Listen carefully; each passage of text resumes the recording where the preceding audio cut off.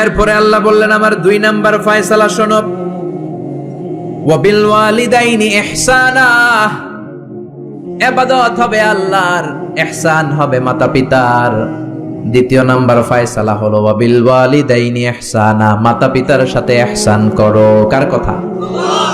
ইহসান মানে ভালো আচরণ, ইহসান মানে সদাচরণ, ইহসান মানে খেদমত, ইহসান মানে মা বাবার কাছে দোয়া চাওয়া, ইহসান মানে নিজের ক্ষমতা মা বাবার পায়ের সামনে বিছিয়ে দেয়া, ইহসান মানে রহমতের চাদর মায়ের পায়ের সামনে বিছিয়ে দেয়া। জোরে বলেন ঠিক কি না? পৃথিবীর সব আল্লাহর ওলিগুলো যদি এই পুরো কোরআনুল কারীমকে খতম দিয়ে একটা গ্লাসের পানির মধ্যে ফু দেয়, আর আপনার মা যদি আরেকটা গ্লাসের পানির মধ্যে শুধু বিসমিল্লাহ বলে ফু দেয়, আল্লাহর কসম আপনার মায়ের দোয়াটা কবুল হয়ে যাবে। আমাদেরকে এবং জিন জাতিকে সৃষ্টি করার মূল উদ্দেশ্য তার ইবাদত করা, তার গোলামি করা। আমরা তার গোলাম, গোলামের ঘরের গোলাম, বান্দির ঘরের গোলাম। আমাদের 14 গোষ্ঠী তার গোলাম। চিল্লা এখন ঠিক কিনা? আল্লাহ বললেন তোদেরকে সৃষ্টি করার উদ্দেশ্যই হলো গোলামি করা। আল্লাহ তা'বুদু ইল্লা ইয়্যাহ, শুধুমাত্র ইবাদত হবে আল্লাহর, আল্লাহ ছাড়া কারো ইবাদত চলবে না। এই জন্য প্রত্যেক নামাজে সূরাতুল ফাতিহার মধ্যে আমরা আল্লাহরে ডেকে বলি, আল্লাহ ইহদিনাস সিরাতাল মুস্তাকিম। ও আল্লাহ আপনি আমাদেরকে সিরাতুল মুস্তাকিম দেন। প্রতিদিন আমরা বলতে থাকি, যখন থেকে নামাজ শুরু করেছি তখন থেকে আল্লাহর কাছে একটাই ফরিয়াদ, রব্বুল আলামিন আপনি আমাদেরকে সিরাতুল মুস্তাকিম দেন। আল্লাহ ডেকে বলে, গোলাম আমার ইবাদত যদি একনিষ্ঠভাবে করে থাকো তাহলে এটাই হলো সিরাতুল মুস্তাকিম। ওয়া আনি'বুদুনি হাযা সিরাতুম মুস্তাকিম। আমি আল্লাহর ইবাদত যদি তোমরা করো, জেনে রাখবা তোমরা সিরাতুল মুস্তাকিমের উপরে আছো। ঠিক কি না? এজন্য আপনি যদি দেখেন আপনার সেজদাটা শুধু মসজিদেই পড়ে, মাজারে পড়ে না, তার মানে আপনি সিরাতুল মুস্তাকিমের উপর আছেন না নাই? আর যদি দেখেন সেজদা কিছু মসজিদেও যায় কিছু মাজারেও যায়, তার মানে ভেজাল আছে না নাই? সেজদা পাওয়ার অধিকারী একজন, তিনি কে? দরবার থেকে খালি হাতে ফিরে না, কে বলছে? কত দরবারে লোকজন যায়, ব্যাগ হারায়, দামি মোবাইল হারায়, টাকা হারায়, জুতা হারায়, পরে খালি হাতে খালি পায়ে ফিরে আসে, আছে না নাই? একটা দরবার থেকে কেউ কোনোদিন খালি হাতে ফিরে না। দরবারটা কার দরবার? এই জন্য এই পৃথিবীতে যত নবী এসেছেন, যত রাসূল এসেছেন, সব নবী রাসূলের দাওয়াত ছিল একটা, ইবাদত হবে একজনের। কার? ইয়া কওমি ইবুদুল্লাহা মা লাকুম মিন ইলাহিন গায়রুহু আফালা তাত্তাকুন। সব নবীরা বলেছে, আমার স্বজাতির লোকেরা, ও আমার জাতি ভাইয়েরা, ও আমার উম্মতেরা, কি হলো তোমাদের? আল্লাহর ইবাদত করো না কেন?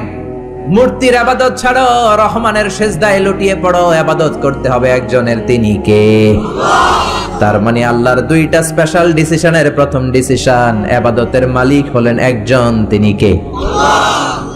ইবাদত যাকে করা হয়, আল্লাযী ইউবাদ, তাকে বলে মা'বুদ। যার ইবাদত হয় তাকে আরবিতে কি বলে? আমাদের মা'বুদ একজন, তিনি কে? তাহলে আল্লাহর এই প্রথম ফয়সালার সাথে সবাই একমত, কোনো দ্বিমত নাই। এরপরে আল্লাহ বললেন আমার 2 নাম্বার ফয়সালা শোনো, ওয়াবিল ওয়ালিদাইনি ইহসানা। ইবাদত হবে আল্লাহর, ইহসান হবে মাতা পিতার। দ্বিতীয় নাম্বার ফয়সালা হলো ওয়াবিল ওয়ালিদাইনি ইহসানা, মাতা পিতার সাথে ইহসান করো। কার কথা?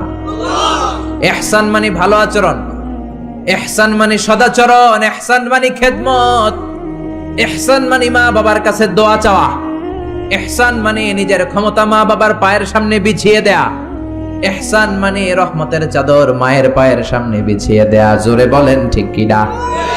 পৃথিবীর সব আল্লাহর ওলিগুলো যদি এই পুরো কোরআনুল কারীমকে খতম দিয়ে একটা গ্লাসের পানির মধ্যে ফু দেয়, আর আপনার মা যদি আরেকটা গ্লাসের পানির মধ্যে শুধু বিসমিল্লাহ বলে ফু দেয়, আল্লাহর কসম আপনার মায়ের দোয়াটা কবুল হয়ে যাবে। ঠিক কি না? মায়ের দোয়া সবচেয়ে বড় দোয়া। অনেকে আছে ওই মা বাবার কাছে দোয়া চায় না। আরে আপনার বাবা আপনার বড় পীর সাহেব, আপনার মা আপনার বড় পীর সাহেব। মা বাবা থুইয়া বাবার দরবারে যাইয়া বাবার দরবারের কবরের উপরে মশারি দিয়ে আসে, এরকম ডাকাত আছে না নাই? যে লোকটা মাজারে মশারি দেয় দেখবেন ওর বাপেরে মশায় কামড়ায়, ওর মারে মশায় খায়, আছে না নাই? এজন্য আল্লাহ বললেন আমার দ্বিতীয় ফয়সালা ওয়া বিল ওয়ালিদাইনি ইহসানা, মাতা পিতার সাথে ইহসান করবা। ইবাদত হবে আল্লাহর, ইহসান হবে মাতা পিতার। তাহলে প্রথম ফয়সালা হলো ইবাদত আল্লাহর, দ্বিতীয় ফয়সালা হলো মাতা পিতার সাথে ইহসান করতে হবে। কার কথা? দ্বিতীয় ফয়সালার সাথে কোনো দ্বিমত আছে? এটাও একমত। আল্লাহর ইবাদত করা কি ফরজ না নফল? আল্লাহর ইবাদত যেমনি ফরজ, মাতা পিতার প্রতি ইহসান করা এটাও ফরজ, ঠিক কি না? মা বাবার সাথে ভালো আচরণ ইহসান, এটা নফল নয়, এটা অপশনাল নয়, এটাকে কম্পালসারি করে দিয়েছে কে? আমরা বললাম আল্লাহ আপনার দুইটা ফয়সালার সাথে আমরা একমত, কিন্তু আপনার ইবাদত কেমন করে করব আমরা বুঝলাম, কিন্তু মা বাবার সাথে ইহসান কেমন করে করতে হয় আমরা জানি না। ইহসান কাকে বলে আমাদেরকে বুঝায়া দেন। রব্বুল আলামিন নিজেই ইহসানের ব্যাখ্যা দিতে শুরু করলেন। ইম্মা ইয়াবলুগান্না ইনদাকাল কিবারা আহাদুহুমা আও কিলাহুমা ফালা তাকুল লাহুমা উফ। আল্লাহ নিজেই ইহসানের ব্যাখ্যা দিয়ে বলছেন, ইহসানের প্রথম ব্যাখ্যা হলো মা বাবা একজন কিংবা দুইজন যখন বার্ধক্যে উপনীত হয়ে যায়, মা বাবার একজন কিংবা দুইজন যখন বয়সে উপনীত হয়ে যায়, তাদের কোনো কাজের কারণে নাক ছিটকানো যাবে না, এটাই ইহসান। কোন সুবহানাল্লাহ। মা বাবা যখন বয়সে পৌঁছে যায়, আমাদের অনেকের আব্বা আম্মার বয়স হয়ে গেছে না? আমার আব্বারই তো বয়স হয়ে গেছে 60-এর উপরে। তো আপনারা যারা, আপনাদের আব্বার বয়স 60-70 হয়ে যাবে। আল্লাহ বললেন বাবা মার বয়স যখন 70-80-তে চলে যায়, খবরদার তাদের কোনো কাজে নাক ছিটকাবা না, তাদের কোনো কর্মকাণ্ডে উহ আহ শব্দটাও বলবা না। কথাটা কার? কারণ তোমরা যখন ছোট ছিলা তোমাদের কোনো কর্মকাণ্ডে তোমার বাবা মা কিন্তু নাক ছিটকায় নাই, ঠিক কিনা? আমরা যখন ছোট ছিলাম মা বাবারে জ্বালা যন্ত্রণা দিতাম, তখন কিন্তু আমাদেরকে মা বাবা ঘর থেকে বের করে দেয় নাই, দিয়েছে? আপনার কত আগের স্মৃতি মনে আছে? আপনার বয়স যখন 3 কি কি ঘটছিল মনে আছে? তো 3 বছর যদি মনে না থাকে, বয়স যখন 2 ছিল ওটা মনে আছে? বয়স যখন 1 ছিল, যন্ত্রণা জ্বালা যন্ত্রণা তো ওই সময় করছেন বেশি, ঠিক কি না?